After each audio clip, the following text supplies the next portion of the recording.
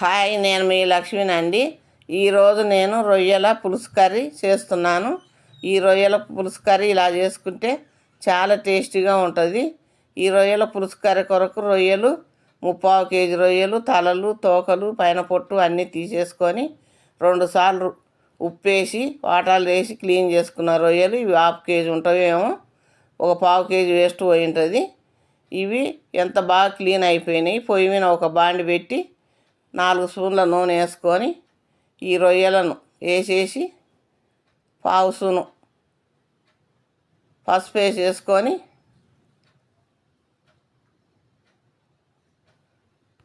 ఒక spoon salt వేసి ఇవి నీరు వచ్చేస్తుంది.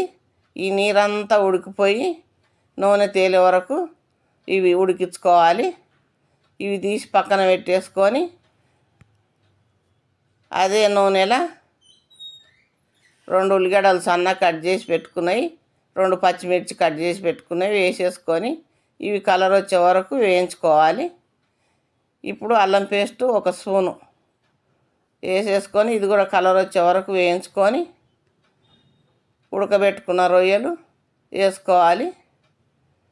ఇప్పుడు సన్నగా కట్ చేసి పెట్టుకున్న 2 టమాటాలు వేసేసి 2 స్పూన్ల కారం,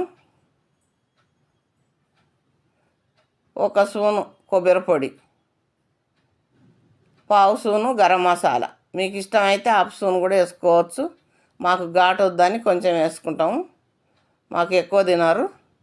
ఇప్పుడు ఇవి టమాటాలు ఉడకనేయాలి.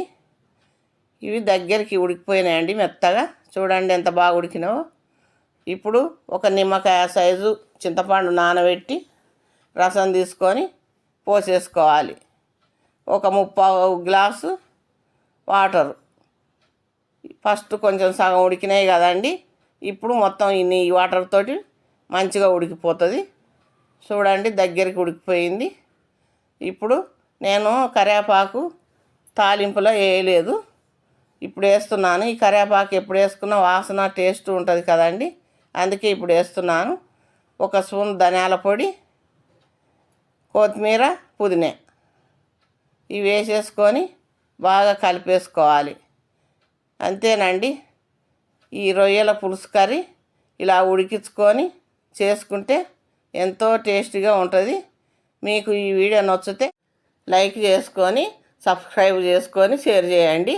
ఇలా ఉడకబెట్టుకొని చేసుకున్న ఈ రొయ్యల పులుసు కర్రీ చాలా టేస్టీగా ఉంటుంది.